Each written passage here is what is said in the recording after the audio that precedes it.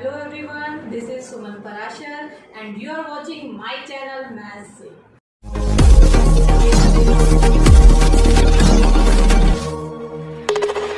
Hello students, last video में हमने matrices के बारे में जाना।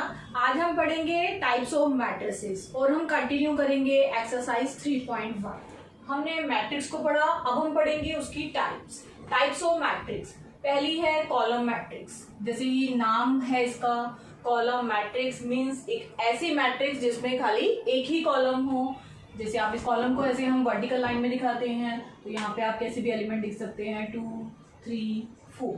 तो ये हुई आपकी कॉलम मैट्रिक्स और इसका ऑर्डर क्या है 3 into 1, 1, 2, 3 रोज 1 कॉलम। सेकेंड है रो मैट्रिक्स। रो मैट्रिक्स कौन सी होती है? जिसमें एक ही रो हो। अब एक रो को आप कैसे दिखाएंगे? जैसे यही वाली मैट्रिक्स को हम ऐसे लिखें 2, 3, 4। यहाँ पे एक ही रो है, रो 1, और कॉलम कितने हैं 1, 2, 3, 1 into 3 इसका ऑर्डर है। तो ये हुई रो मैट्रिक्स, ये हुई कॉलम मैट्रिक्स।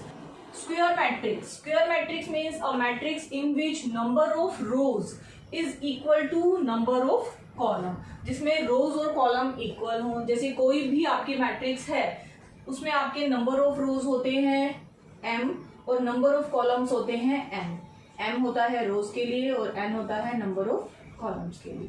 तो अगर आपकी एक मैट्रिक्स ऐसी है जिसमें रोज और कॉलम इक्वल हो जाए, मींस m और n इक्वल हो जाए, तो ऐसी मैट्रिक्स को आप बोलते हैं स्क्वायर मैट्रिक्स। और इसको डिनोट कैसे किया जाता है? अगर हम a कैपिटल लेटर से डिनोट कर रहे हैं तो aij, यहाँ m क्रॉस n की जगह आप m क्रॉस n, और हम क्या लिखेंगे a is equals to aij m cross n, क्योंकि हमारे पास है m is equals to n। तो आप आइदर m को n से रिप्लेस करेंगे और n को m से।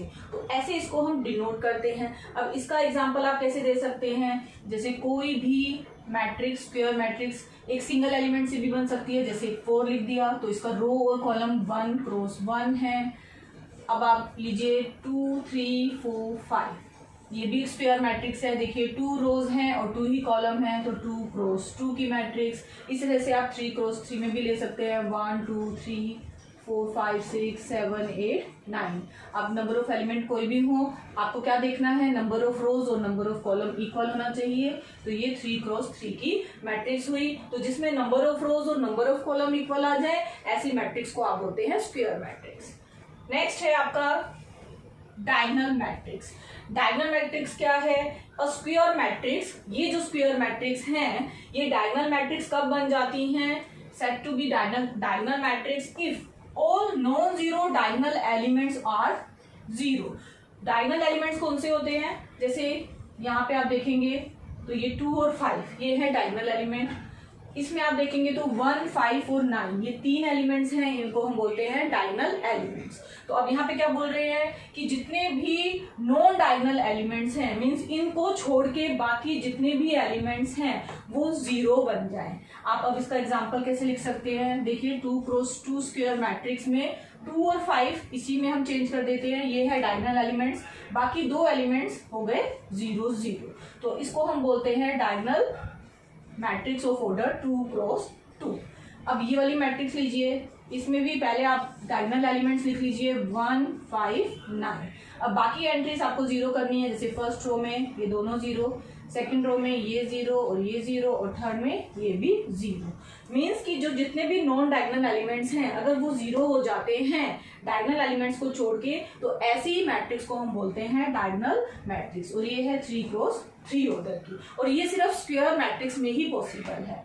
इसको डिनोट कैसे करेंगे? देखिए डिनोट कर रहे हैं, मान लो Bij से, इसको मैं डिनोट कर दूं Bij। तो Bij 0 when i not equals to j। i not equals to j का मतलब क्या है? देखिए जो हमारे पास नॉन जीरो एलिमेंट है वो कौन कौन से हैं? वो है ये एलिमेंट जो है B11, दूसरा नॉन जीरो एलिमेंट है बीच में 5 जिसको हम बोलते हैं B22, और तीसरा नॉन जीरो एलिमेंट कौन सा है? B33 जो है 9। और इनको छोड़ के जिसमें रो और कॉलम इक्वल आ रहे हैं, बाकी एलिमेंट्स हमारे 0 हैं। इट मीन्स कि B12 0, B13 0, B21 0, B23 0। जहां पे रो और कॉलम अलग है, i और j की वैल्यू डिफरेंट है, वो सारे एलिमेंट आपके 0 हैं। तो हम इसको ऐसे डिनोट कर सकते हैं, देखिए B I J 0 when I not equals to J. देखो यहाँ पे आई और जे इक्वल नहीं है, बी 1 2 तो वो 0 हुआ। यहाँ पे भी 1 3 0 है, 2 1 0 है, 2 3 0 है। इसी तरह से बी 3 1 0 है और बी 3 2 0 है। जिसमें आई और जे इक्वल नहीं है वो 0 है। तो इसको डिनोट ऐसे ही किया जाता है, हमने यहाँ बी से किया है, आप ए से भी लिख सकते हैं। B I J is equals to 0 when I not equals to J and when I equals to J then these elements are non zero. Means 1 5 9 B 1 1 B 2 2 B 3 3 when I और जे इक्वल है वहां ये element non zero है। तो ये हुई diagonal matrix की definition. उसके बाद आता है स्केलर मैट्रिक्स। स्केलर मैट्रिक्स क्या है? एक डायगोनल मैट्रिक्स, अब फिर से डायगोनल मैट्रिक्स की बात हो रही है। एक डायगोनल मैट्रिक्स स्केलर मैट्रिक्स कब बन जाती है? If the diagonal elements are equal. अब देखिए जैसे इसी एग्जांपल को आप ले लीजिए, अगर ये तीनों एलिमेंट्स सेम हो, 5 हो 9 हो या 1 हो, तो ऐसे केस में हम इसको बोलते हैं स्केलर मैट्रिक्स। तब डायगोनल मैट्रिक्स स्केलर मैट्रिक्स बन जाती है। जैसे यहाँ पे 5 0 0 0 5 0 0 0 5 5 5 5। अगर मैं इसको ए आई जे से डिनोट करती हूँ, कैपिटल ए, और इसका ऑर्डर क्या है 3 क्रॉस 3, तो आप इस मैट्रिक्स को क्या बोलेंगे? ये एक स्केलर मैट्रिक्स है ऑफ ऑर्डर 3। आप 3 क्रॉस 3 नहीं बोलेंगे, अब खाली आप क्या बोलेंगे? ऑर्डर 3, क्योंकि डायगोनल मैट्रिक्स स्क्वायर मैट्रिक्स होती है और स्केलर मैट्रिक्स डायगोनल, मींस ये तीनों की तीनों मैट्रिक्स स्क्वायर मैट्रिक्स होती है। तो ये जो 3 केसेस हमने किए हैं ये रिलेटेड है। स्केलर मैट्रिक्स डायगोनल कब होगी? जब उसके डायगोनल एलिमेंट्स को छोड़ के बाकी सारे 0 होंगे। और वही डायगोनल मैट्रिक्स स्केलर मैट्रिक्स कब बन जाएगी? जब उसके नॉन डायगोनल एलिमेंट्स इक्वल होंगे, मींस सेम होंगे। अब जैसे हमने डायगोनल मैट्रिक्स को डिनोट किया B I J equals to 0 I not equals to J के लिए, उसी तरह से स्केलर मैट्रिक्स को भी हम डिनोट कर सकते हैं बी से, B I J of order N. कैसे लिखेंगे? देखिए ये कंडीशन तो यहाँ पे सेम ही रहेगी, B I J equals to 0 when I not equals to J. साथ में एक और कंडीशन यहाँ ऐड हुई, B I J is equals to K. K means constant, same value when I is equals to J. I is equals to J means diagonal elements के लिए same value और बाकी सब के लिए 0। जैसे 2 क्रॉस 2 की हम मैट्रिक्स ले लेते हैं, -5 0 0 -5, तो यहाँ के की वैल्यू क्या हुई? -5। अब इस डेफिनेशन से देखिए बी आई जे 0 है when I not equals to J. I not equals to J का मतलब है B1 1 B1 2 B2 1 B2 2। तो देखिए 0 कौन से हैं? B1 2 और B2 1, ये 0 है इक्वल्स टू। तो आई नॉट इक्वल्स टू जे के लिए हमें मिल गए 0, और जो B1 1 है जिसमें आई इक्वल्स टू जे है या B2 2 है, उसमें ये दोनों वैल्यूज सेम आ रही हैं, तो उसको यहाँ पे डिनोट कर दिया के कॉन्स्टेंट से। नेक्स्ट है आइडेंटिटी मैट्रिक्स और स्क्वायर मैट्रिक्स। यहाँ पे फिर से स्क्वायर मैट्रिक्स को ही हम आइडेंटिटी मैट्रिक्स बोल सकते हैं। कब बोल सकते हैं? In which elements in the diagonal are all equals to 1, सब 1 के इक्वल हो, तब हम उसको बोल सकते हैं identity matrix. And rest are 0, और बाकी सब हो जाएंगे 0। और यहाँ पे भी हमने एक स्क्वायर मैट्रिक्स ली है A I J N cross N, और आइडेंटिटी मैट्रिक्स को डिनोट किया जाता है आई एन। एन मीन्स जितना उसका ऑर्डर हो। तो अभी हमने जो किया स्केलर मैट्रिक्स, उसमें हमने क्या किया था? एक 2 क्रॉस 2 हम मैट्रिक्स लेते हैं, means square matrix of order 2। Scalar means 3 0 0 3। अब यहाँ पे क्या बोल रहे हैं कि अगर यहाँ पे जितने भी डायगोनल एलिमेंट्स हैं वो 1 के इक्वल हो जाएं और रेस्ट 0 हो जाएं, मीन्स आपको यहाँ पे एंट्री करनी है 1 और यहाँ पे भी एंट्री करनी है 1। तो इसको हम बोलते हैं आइडेंटिटी मैट्रिक्स ऑफ ऑर्डर 2। और भी आइडेंटिटी मैट्रिक्स हो सकती हैं, जैसे 1 0 0 0 1 0 0 0 1, जिसमें आपके डायगोनल एलिमेंट्स 1 है और नॉन डायगोनल एलिमेंट्स 0 हैं। तो देखिए इसको कैसे डिनोट किया गया है यहाँ पे 0 if I not equals to J. अगर फिर से आप इसको आई जे की फॉर्म में करें तो देखिए जो आपकी फर्स्ट एंट्री है वो है A11, फिर है A12 A13, first row complete. Second row में होता है A21 A22 A23 और थर्ड होता है A31 A32 A33। फिर से आप क्या देख रहे हैं? A11 A22 और A33 की वैल्यू 1 आ रही है, मीन जब I और J इक्वल हैं तो उसकी वैल्यू 1 लेनी है। तो 1 लेनी वैल्यू जब I J के इक्वल है, और बाकी सारी एंट्रीज जिसमें I J के इक्वल नहीं है, जैसे आपका ये वाला, ये और ये फर्स्ट और लास्ट। तो जितनी भी ऐसी एंट्रीज जिसमें जीरो वैल्यूज आ रही हैं उसके लिए आप लिखेंगे zero if I not equals to J, क्योंकि यहाँ पे आई और जे डिफरेंट है। तो ये हुआ आपका आइडेंटिटी मैट्रिक्स। आप कितने भी ऑर्डर की आइडेंटिटी मैट्रिक्स को लिख सकते हैं। उसके बाद आपका आता है जीरो मैट्रिक्स। नाम से ही पता चल रहा है जीरो मैट्रिक्स कौन सी होगी, जिसके सारे एलिमेंट्स जीरो हो जाएंगे और इसको हम डिनोट करते हैं जीरो से। तो जीरो, अगर एक सिंगल आप जीरो लिखेंगे तो ये भी एक जीरो मैट्रिक्स हुई, ये भी एक जीरो मैट्रिक्स हुई। इसमें जरूरी नहीं है आप सारी स्क्वायर मैट्रिक्स लें, इसमें आप ऐसे भी ले सकते हैं, ऐसे भी ले सकते हैं। तो ये जो मैट्रिक्स है जिसका ऑर्डर है 2 इंटू 3 या 3 इंटू 2, तो जीरो मैट्रिक्स में आप इनको भी इंक्लूड करेंगे। नेक्स्ट है आपका इक्वलिटी ऑफ मैट्रिक्स। नाम है इक्वलिटी, मीन्स दो मैट्रिक्स को आपको इक्वल कब कहना है। जैसे यहाँ पे दो मैट्रिक्स ली हुई है ए और बी, ए आई जे ए को डिनोट करता है, बी आई जे बी को डिनोट कर रहा है।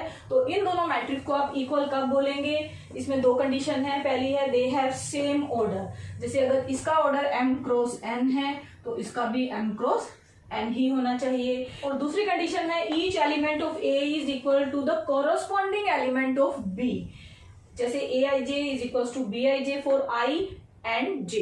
अब इसको आप कैसे समझेंगे, देखिए यहाँ पे मैं दो मैट्रिक्स लिख रही हूँ। मान लीजिए ए मैट्रिक्स है आपकी 2 3 4 5 और बी भी आपकी मैट्रिक्स है 2 3 4 5। तो सबसे पहले आपको क्या करना है, इनका ऑर्डर। ये भी 2 क्रॉस 2 ऑर्डर की है और ये भी 2 क्रॉस 2 ऑर्डर की है, तो ऑर्डर इनका सेम हो गया। दूसरा, आपको कोरस्पॉन्डिंग एलिमेंट्स ऑफ ए और corresponding elements of B check करने हैं। तो देखिए जैसे ए 1 1 बी 1 1 के इक्वल होना चाहिए। तो वही बात यहाँ पे बोली गई है, A I J is equal to B I J for all I and J. तो आपने क्या देखा, ए 1 1 बी 1 1 के इक्वल है, ए 1 2 बी 1 2 के इक्वल है, फिर आपका ए 2 1 बी 2 1 के इक्वल है और ए 2 2 बी 2 2 को के इक्वल है। तो यही मीनिंग है आपकी जो सेकंड डेफिनेशन है उसका। एक्सरसाइज 3.1 का क्वेश्चन नंबर 6। यहाँ पे आपको निकालनी है वैल्यू x y z की और आपको गिवन है दो मैट्रिक्स। तो ये दो मैट्रिक्स इक्वल होंगी तभी हम इनके एलिमेंट्स को इक्वेट कर सकते हैं। तो देखिए बीच में है इक्वल्स टू का साइन, इट मीन्स कि ये मैट्रिक्स और ये मैट्रिक्स इक्वल है, इन दोनों का ऑर्डर सेम है। ये भी 2 ऑर्डर की मैट्रिक्स है और ये भी 2 ऑर्डर की मैट्रिक्स है। इट मीन्स कि each element of this matrix is equals to corresponding element of this matrix. तो यहाँ से आपको क्या मिलता है, देखिए फर्स्ट एलिमेंट को फर्स्ट के इक्वल करना है, तो आपको मिला 4 is equals to Y, 3 is equals to Z, x is equals to 1 और 5 तो 5 के इक्वल है ही। तो यहाँ से आपको x, y और z की वैल्यू मिल जाती है। सेकेंड पार्ट में फिर से दो मैट्रिक्स इक्वल गिवन है, तो आपको निकालनी है x, y और z की वैल्यू। तो देखिए ये है आपका a1 1, अगर ये मैट्रिक्स a है और ये है b1 1, तो ये इसके इक्वल हुआ। तो x plus Y equals to 6, पहली इक्वेशन मिल गई। यहाँ से 5 प्लस जेड आपको मिला 5 के इक्वल और एक्स वाई का प्रोडक्ट आ रहा है इक्वल्स टू 8। तो आपको ये तीन इक्वेशन मिल गई। इनको सॉल्व करके आपको निकालना है एक्स वाई और जेड। तो देखिए सेकंड इक्वेशन से आपको डायरेक्टली जेड मिल रहा है, तो आप लिखेंगे from 2 5 plus Z is equals to 5। It means Z आपको मिला 5 माइनस 5 इक्वल्स टू 0। तो जेड की वैल्यू आपको मिल गई 0। फिर आपको अब इन दो इक्वेशन की हेल्प से x और y निकालने हैं। पहली इक्वेशन है आपकी x plus Y equals to 6। तो यहाँ से मैं एक वेरिएबल y निकाल लेती हूँ 6 माइनस x और इसको मैं नाम दे देती हूँ इक्वेशन नंबर 4 का। और ये वैल्यू मैं सब्स्टिट्यूट कर देती हूँ थर्ड इक्वेशन में जो है एक्स वाई इक्वल्स टू 8। तो यहाँ पे ये वैल्यू सब्स्टिट्यूट करेंगे y की 6 माइनस एक्स इक्वल्स टू 8। तो 6x minus X square is equals to 8 और minus X square plus 6x equals to 8। और आप बोल सकते हैं माइनस 8 को भी यहाँ ले आएंगे then equals to 0। Minus further common ले सकते हैं, साइन चेंज हो जाएंगे। तो ये आपको क्या मिल गई, एक क्वाड्रेटिक इक्वेशन इन x। तो इसको हम सोल्व करेंगे by splitting the middle term. तो मिडल टर्म में है -6, तो आपको इसको स्प्लिट करना है a और b में। -6 को कैसे कि उनका प्रोडक्ट क्या होना चाहिए 8। तो 4 2 जा 8 आपको मिल रहे हैं इसके फैक्टर, बट आपको क्या चाहिए, आपको -6 चाहिए, तो इन दोनों को माइनस कर दीजिए। मीन्स मिडिल टर्म आपकी स्प्लिट हो गई, -6 को आप लिख सकते हैं -4x -2x, और आपको फर्स्ट टू और लास्ट टू में से कॉमन लेना होता है। ये आप 10th स्टैंडर्ड में कर चुके हैं। तो आपको क्या मिला, x -4 x -2 equals to 0, either this 0 और दिस 0, ये 0 हुआ तो x मिला 4 और x -2 0 हुआ तो x मिला आपको 2। अब यहाँ से आपको x की 2 वैल्यू मिल चुकी हैं और फोर्थ इक्वेशन से हम y की वैल्यू निकाल सकते हैं। तो अब हमें यहाँ पे 2 सिचुएशन अलग अलग लेनी पड़ेगी। पहले आप लेंगे x4 और आप निकालेंगे y की वैल्यू। तो यहाँ पे आप केसेस बना लीजिए। केस 1 में अगर x आप 4 ले रहे हैं तो y आपको क्या मिलेगा, फोर्थ इक्वेशन से 6 - 4 दैट इज 2। तो सोल्यूशन क्या आया, यहाँ से सोल्यूशन आया x4 y2 और z रहेगा 0। अब आप केस सेकंड बना लीजिए। केस सेकंड में x की वैल्यू अब आप लीजिए 2। अब x2, यहाँ पे x2 सब्स्टिट्यूट करेंगे तो y मिलेगा 6 - 2 दैट इज 4। तो दूसरा सोल्यूशन आपको क्या मिला, x2 y4 and z 0। Question number 7, यहाँ पे 4 वेरिएबल हैं a b c d और आपको 2 मैट्रिक्स इक्वल गिवन है और इसकी हेल्प से आपको a b और c d चारों वेरिएबल की वैल्यू फाइंड आउट करनी है। तो क्योंकि ये इक्वल हैं, इनका ऑर्डर भी सेम है, तो each element of this matrix is equals to corresponding element of second matrix. तो आप यहाँ से इक्वेशन बनाएंगे a - b को -1 के equal, first equation 2a + c आपको लेना है 5 के equal, second equation 2a - b equals to 0, ये हुई थर्ड इक्वेशन, और 3c + d इक्वल्स टू 13, ये हुई फोर्थ इक्वेशन। अब देखिए इन 4 इक्वेशन में हमने क्या नोटिस किया, जो 1 और 3 हमने इक्वेशन बनाई है उसमें आपके 2 वेरिएबल हैं a और b। तो हम 2 वेरिएबल को सॉल्व करके लीनियर इक्वेशन की हेल्प से, पेयर ऑफ लीनियर इक्वेशन की हेल्प से आप इसको सॉल्व करेंगे और a और b की वैल्यू फाइंड आउट करेंगे। तो हम ले रहे हैं तो 1 और 3, क्योंकि ये 2 वेरिएबल हैं तो ये बन गई pair of linear equation in 2 variable. तो a - b -1 और 2a - b इक्वल्स टू 0। यहाँ पे हम यूज करते हैं एलिमिनेशन मेथड। हम b को इजीली एलिमिनेट कर सकते हैं, कैसे, यहाँ हम दोनों इक्वेशन को सब्ट्रैक्ट कर लेते हैं। तो -2a + a आपको मिला -a, b से b कैंसिल आउट हुआ और यहाँ क्या मिला, -1 - 0 मीन्स -1, -a - कैंसिल, तो आपको a की वैल्यू मिल गई 1। अब a की वैल्यू आप सब्स्टिट्यूट करेंगे किसी भी एक इक्वेशन में, यहाँ पे कर लेते हैं a - b equals to -1, a है 1 और यहाँ से मिला आपको -b is equals to -1 that is -2, -a - cancel हो गया तो b की वैल्यू आपको मिल गई 2। हमें a मिल गया और हमें b मिल गया, 2 वेरिएबल मिल चुके हैं। अब थर्ड हमें निकालना है वेरिएबल c। देखिए अब सेकंड इक्वेशन को देखिए, 2a + c is equals to 5। यहाँ आपको a की वैल्यू पता है, अगर वो a की वैल्यू यहाँ सब्स्टिट्यूट करेंगे तो आपको c भी मिल जाएगा। तो 2a + c is equals to 5, a है 1, a की वैल्यू 1 यहाँ सब्स्टिट्यूट की तो यहाँ से आपको मिल जाता है c, 5 - 2 दैट इज 3। तो थर्ड वेरिएबल भी मिल गया। अब जो लास्ट इक्वेशन है 3c + d is equals to 13, अब हम इसको ले लेते हैं क्योंकि हमारे पास c भी आ चुका है।